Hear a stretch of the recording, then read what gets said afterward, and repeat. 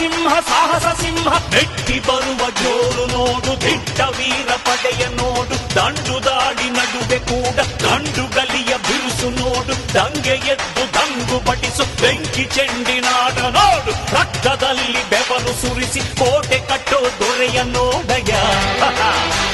ಇವನಿದ್ದ ಕಡೆಯಲ್ಲೆಲ್ಲ ಘೋರ ಸಿಂಹ ಗರ್ಜನೆ, ಅದು ಯಾರು ಬಂದರು ಕೊನೆಯಾಗದು ಸಿಂಹ ಗರ್ಜನೆ.